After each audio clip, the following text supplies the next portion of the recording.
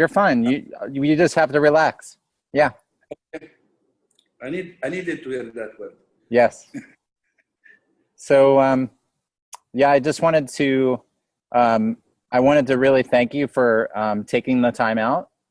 And I'm really excited to have you on. I know that you're all the way on the other side of the world in Jordan, but I know that we're all connected when it comes to energy. And I know you told me that you do healing for people everywhere from aura cleansing to chakra cleansing. That you also do past life regression. You do energy healing, hypnosis, and you even do karmic cleansing as well. So when I talked to you the other day, I got to tell you, I felt like an instant connection with you, and I could feel that you have a big heart, that you really truly want to help people when it comes to having them be the best that they can be, health-wise and energy-wise and connected-wise. And yeah, I felt like I've known you for a while. So I wanted to thank you for coming on eLive Freedom. eLive Freedom, the purpose of eLive Freedom is to raise people's consciousnness and wake them up to other thoughts. And this idea came to me 5 years ago. I was in India and Nepal, and I built a big company from 2 to 100 employees in a year, and I was making a lot of money, and the money was great. But at the time, that company, we had gone our own separate ways, and I decided to go to India and Nepal for about a month. And I had realized that, money isn't everything. And then I've been really being called towards law of attraction and energy work and intuitive insights, even since a young age. Since I was 4 or 5 years old, I've always had this hunger to understand different dimensions and different knowledge that perhaps isn't right in front of us that we see. And then since my Mount Shasta retreat, where we practice Qigong and Qi energy, just in the first week of September, I came back to Los Angeles to realize that I really am being called towards raising people's vibrations and consciousness. And then what I've learned to realize lately is that our internal world is what creates our external world. And a lot of people have it backwards. And what's happening right now in the world is a lot of people get distracted by the external world, where they never see the internal world, and they never look in the mirror, and they never look within themselves, which is so much bigger than what they see outside of themselves. And I see a lot of people that are in pain and distracted, and they're not connected to their love energy, their inner child, just that pure joy that we were all born with, and that spontaneous, childlike, dreamy imagination when we came into this world. We have to start now unlearning all the stuff that's on the outside so that we can get back on the inside. So that's what eLive Freedom is about, is not only healing, but people that talk about connection and energy and relationships and food and love. And there's so many different types of energy that we never pay attention to, because so many of us are so distracted by the external world. And I think what we have to ask ourselves is, the stuff that we're focusing on, is it bringing us closer together? Do we feel more connected with our heart space? Are we making a difference on a profound level where we create that childlike imagination? Or are we shutting down things that are healthy?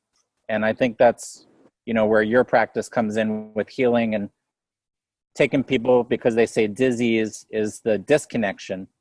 And so we have to get reconnected. So with that, I just want to, turn it over to you and just thank you graciously for taking the time out and being on here with us, because even if one person sees this video where it impacts their life, it's worth it. And if it allows them to move closer to the vibration and the energy, for them to transform their life, their relationships, and what they do for the greater good, then it's worth it as well.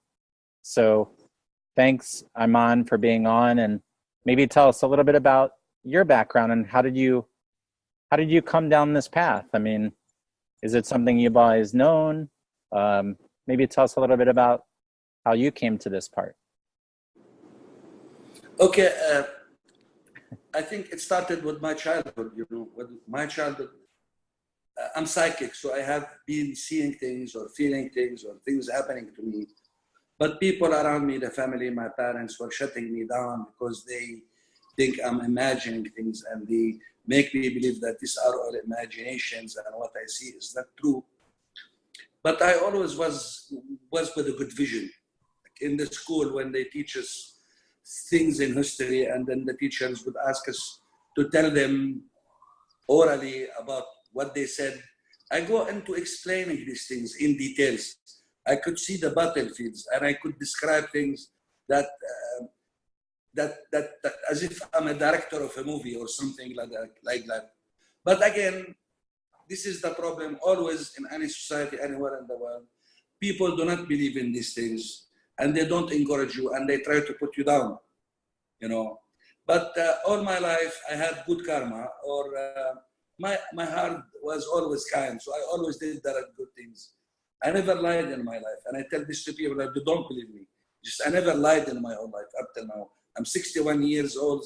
You know, it's not because of the religion, it's not because of the beliefs, or it's just things that you feel inside your heart that this is wrong and you shouldn't do it, you know.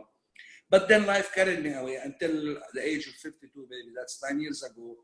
And I was working and making money, but actually I wasn't happy. Although I was very successful in what I do. And I, again, repeating what you have said, I made a lot of money. And then I decided that I had enough of all of this. I was a very successful businessman. And I owned 4 companies in Saudi Arabia. And I was doing business with hundreds of millions of dollars. And I sold everything out. I cashed out and I decided to retire. I didn't know what to do at that minute. But then one thing led to another, and I wanted to study a healing course where I discovered myself in that course. I discovered my powers, my abilities.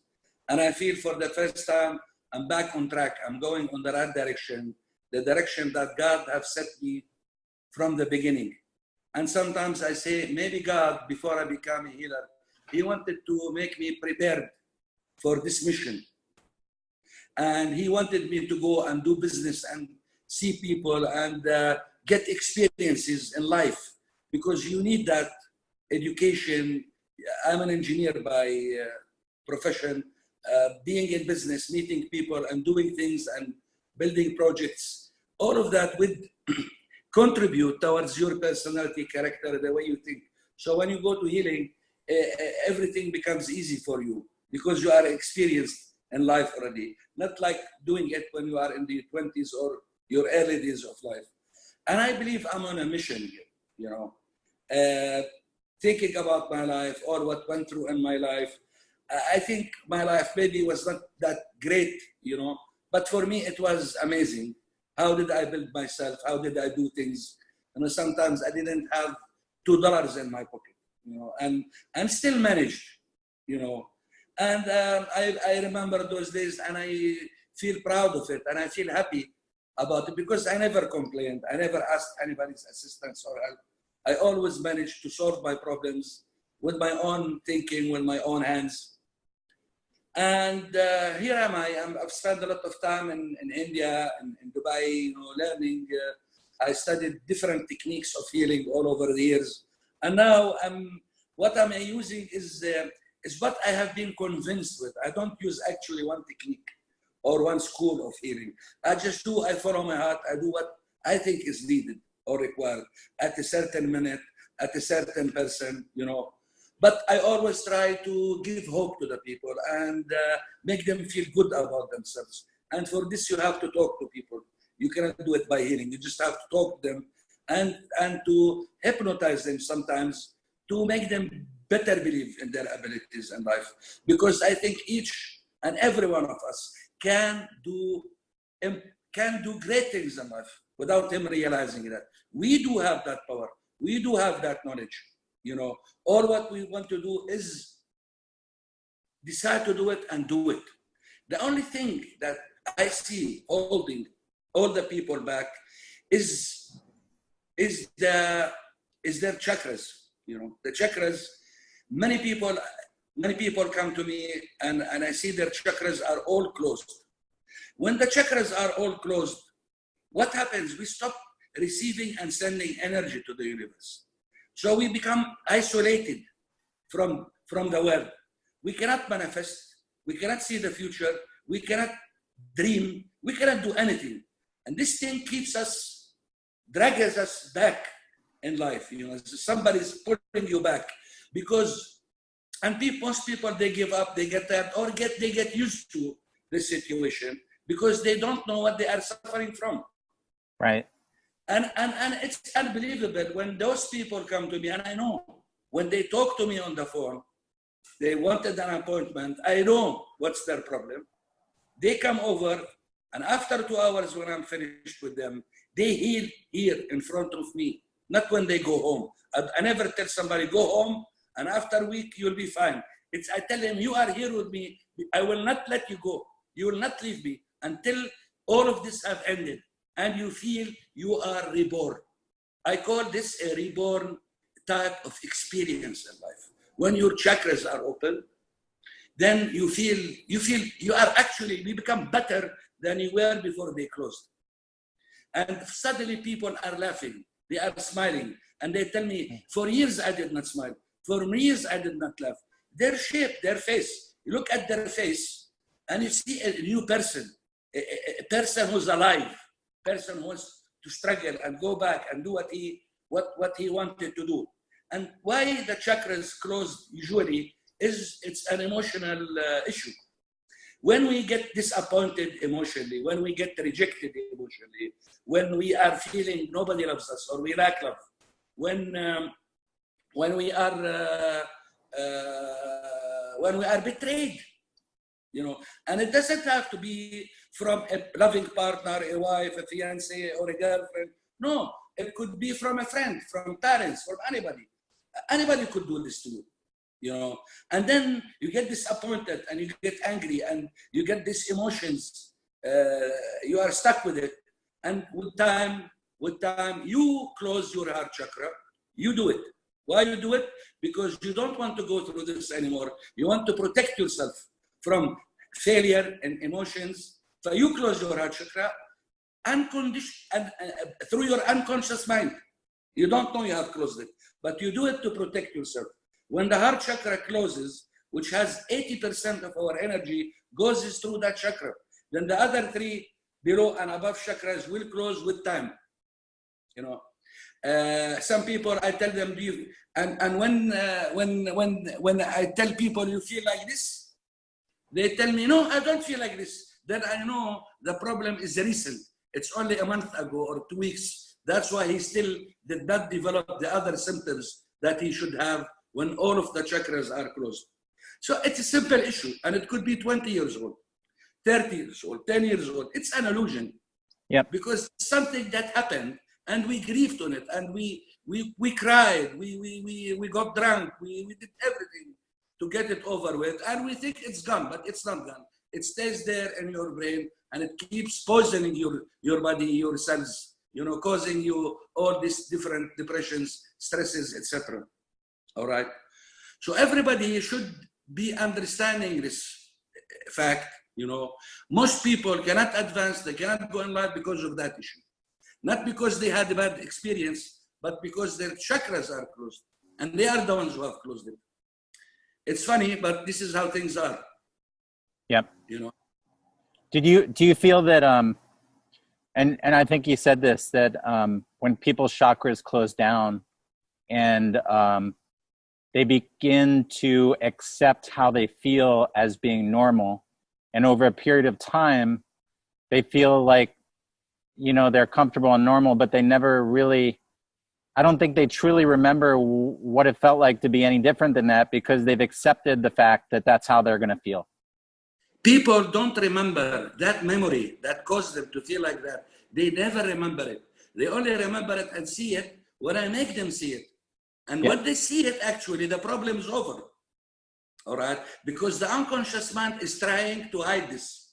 Because if you see it, it will make you upset. So he hides it. When he hides it, the problem gets worse.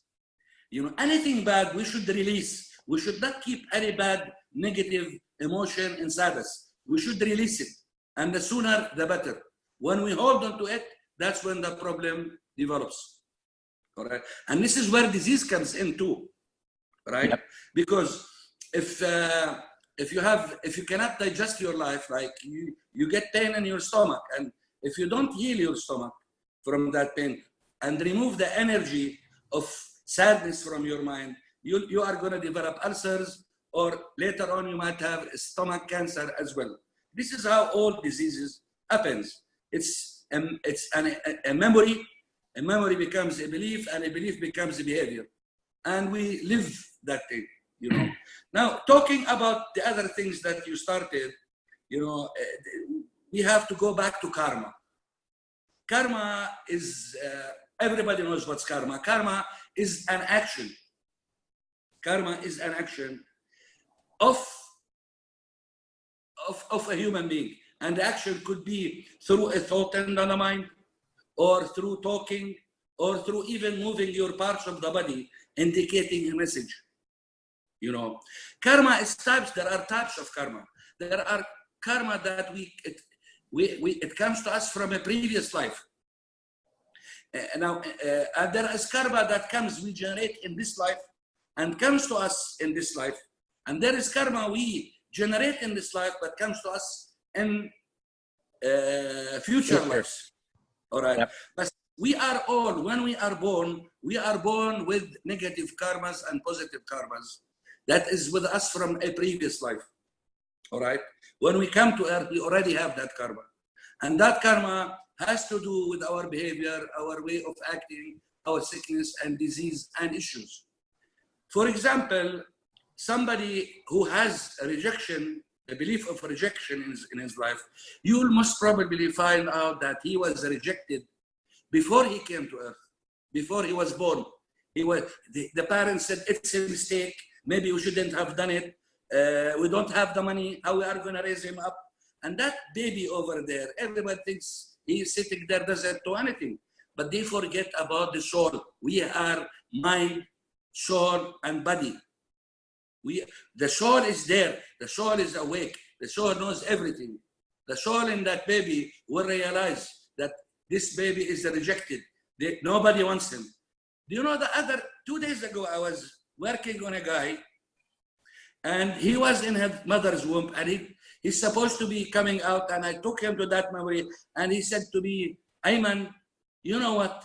I said, what? He said, I didn't want to come out. I didn't want to come out. You know, because how could you could probably pick up on the energy. You are not welcome. You are not welcome. Nobody wants you. But people are dealing with the facts. What can we do? We cannot make miscarriage. It's against the religion or against the law. Let's have the baby, and they will raise you up. Okay? But before you came into this life, you're already rejected. So you have then the energy of rejection in you. And every time you go around in life, you are always rejected, always rejected. In work, in friends, in life, in buried, always you'll be rejected. Until this issue has been taken care and healed. There is no coincidence in this life. Whoever thinks a coincidence is making a big mistake. He's being misled. Everything that happens is for a purpose. Everything is meant to be the way it is, you know. But different culture, educations, ancestors carry on and learning things like I ask anybody, how did your parents raise you up? You know, how did they know how to raise you up? Right. Okay, they don't know, but they remember what their parents have taught them when they were young. So actually, whoever is teaching me or tutoring me or nowadays is probably something that started thousands of years ago. Right. From father to son to daughter to etc. This keeps on. They are keeping doing the same thing over and over. It's programming and patterns that are passed on. But do they know how to raise children? I tell you, nobody knows how to raise children. You know, although they love you, your parents love you. They do really love you. They want the best for you. But sometimes they don't know, and they try to improvise. Okay, it's a very bad job to find. Like in real life, I'm an engineer. I have to study engineering. and then I have to practice and have experience. I have to get a license to do that, and then maybe I'll succeed or not, I don't know. So a parents who give them the license to raise us up, how do they know? Okay, and the parents, they are your tutors when you are a child. They actually program you. Program you. This is not right. This is good. Do this, don't do that. Wash your hands. Go to bed while you are awake. You know, they keep giving you programming according to their knowledge at the moment. And their knowledge is based on somebody else's knowledge. It's not even theirs. I totally agree. Who are we? Who are we? We end up what? We end up never, it's never that you can find anybody in this life, a female or a male, who can get along with his parents. Nobody can get along with his parents. He loves them. They love him. And he sees them and they see them and they do all the family things, all the family requirements, you know, but they cannot get along. You know, until your parents die, you can't get along with your parents. The same thing now is with your children. Your children cannot get along with you. Okay. Nobody understands that when a human is born, his soul comes in this life with a mission and has nothing to do with the parents, nothing to do with the ancestors. This is a child of the universe. And he's here to do something in the universe, not to serve his parents. His parents only is for him to come to this life, to provide him with life, to take care of him, raise him up, and that's it. No more, no less. You know, as you talk about patterns, because exactly what you said is what I tell people. But when it comes before, I told you before that I checked out and we were partners 200 years ago. But I didn't check partners and what it was. It might not be business. Right. It could be partnership into anything, you know. Yeah. Maybe we were also healers 200 years ago or something like that. And we are trying to help others through our knowledge, you know. Yeah, so you were talking about patterns with parents, and the other day we were talking about fear. And I know that it's funny because we're taught by our parents who are taught by their parents who are taught by their parents, and literally they have no education. They do not know what they're doing. And then, you know, it's funny because now what happens is that shows up in our relationships in life with other people. And then a lot of times people will share with us things that are very eye-opening and will awaken our consciousness and perhaps will give us probably one of the greatest gifts that we've ever had. And we defend and fight it off because of fear, because it's something we've never heard of before, or it's not the norm that we were conditioned with. And that norm may be the abnormal, if you know what I mean. Yeah. So we fight off the best gifts that by closing down receiving things, we are now not open to actually learn because we believe inside of ourselves, because we saw it all the time and it was absorbed, that our parents knew their values and they knew what they wanted and they knew what a great relationship was about and they knew what being a great, you know, communicator was about. But we only know that which was around us. So now, because it's abnormal, a lot of times we resist actually growing into the beautiful person that we are inside.